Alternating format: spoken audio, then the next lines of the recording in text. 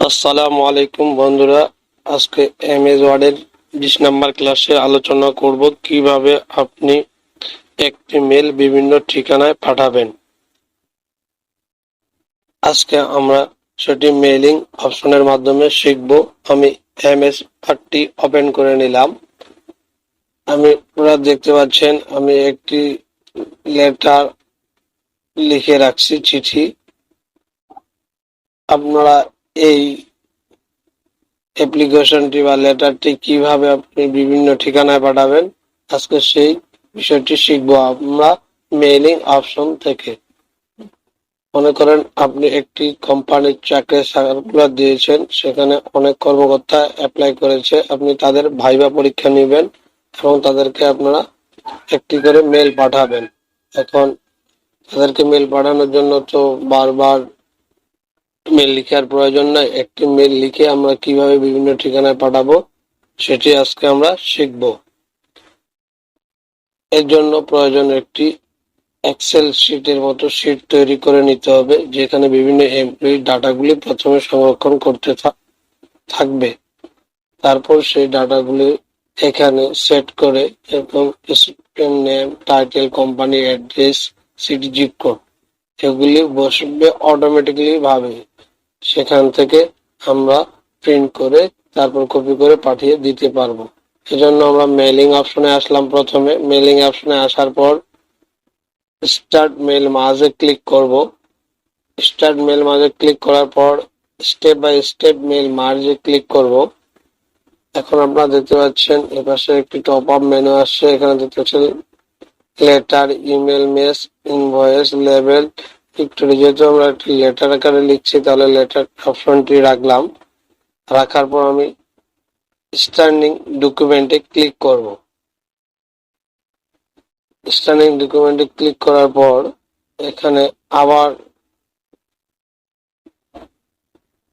নেক্সটে ক্লিক করব। তারপর আমরা এখানে একটি এক্সেল শিট তৈরি করব, যেখানে আমাদের এমপ্লয়ির অ্যাড্রেসগুলি লেখা থাকবে। আমি type a new list click করলাম। ক্লিক করার পরে এখানে ক্রিয়েট আমি একটি অপশন দেখতে পাচ্ছেন, এখানে ক্লিক করব। এই যে দেখতে পাচ্ছেন আপনারা একটি এক্সেল শিট চলে আসছে। এখানে আমরা টাইটেল, নেম লিখতে পারবো। এখন মনে করেন আমরা নাম লিখলাম আরিফ, ARIF, আরিফ। তারপর হলো অ্যাড্রেস দিব দিনাজপুর,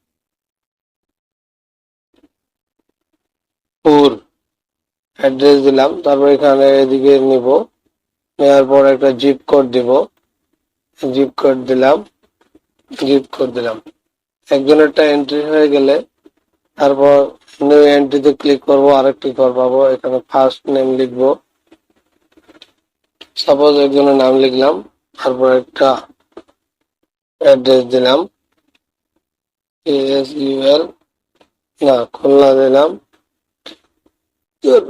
পর এদিকে আবার জিপ কোডটা দিব, জিপ কোডটা দিয়ে দিলাম। এভাবে যতগুলি এমপ্লয়ি থাকবে সবার অ্যাড্রেসটি এখানে আমরা প্রথমে শিটে তৈরি করে নিব। ইন্টারনেট ডিজিটাল দেখতে পাচ্ছেন আবার তৈরি হয়ে গেছে। আমি এখানে আরেকটি তৈরি করতেছি।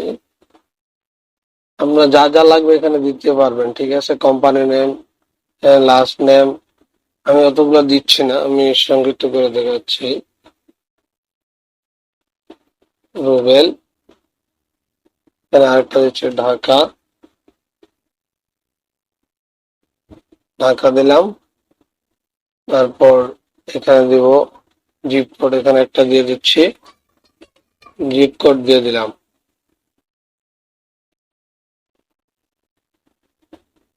তারপর দেখতে পাচ্ছেন এটি ওকে দিয়ে দেওয়ার পর এখানে একটি টপ আপ মেনু দেখাচ্ছে, এটি সেভ করার জন্য এটা আমি দেবো যে এমপ্লয়ি অ্যাড্রেস,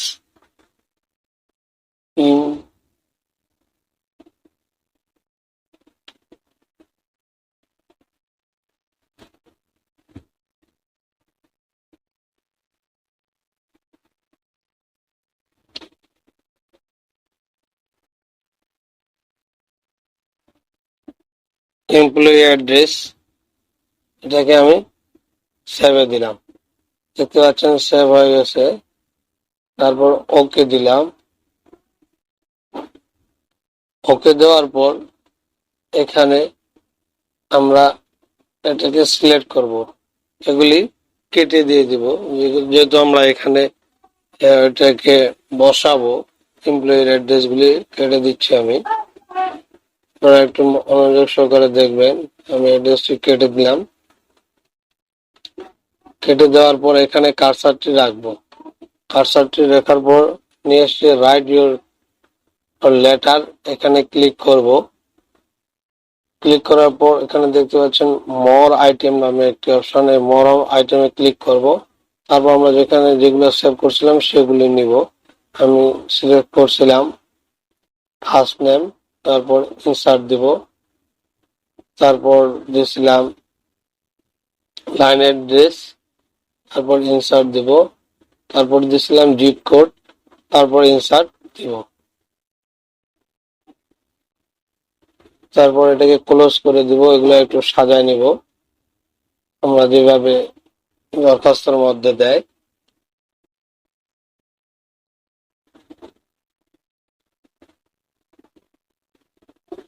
আমি সাজায় নিচ্ছি। আপনার যা যা অ্যাড্রেস প্রয়োজন আপনারা সেখানে এন্ট্রি করে নেবেন। এখানে সাজায় নেওয়ার পর নেক্সট প্রিভিউ ইওর লেটার, এখানে ক্লিক করব। এই যে দেখতে পাচ্ছেন আমার এখানে এই অ্যাড্রেসটি অ্যাড হয়ে গেছে। এখন আমি দুইটি অ্যাড করছি। আপনারা যদি পরেরটা দেখতে চান তাহলে দেখতে পাচ্ছেন পরের জনের নাম আসছে।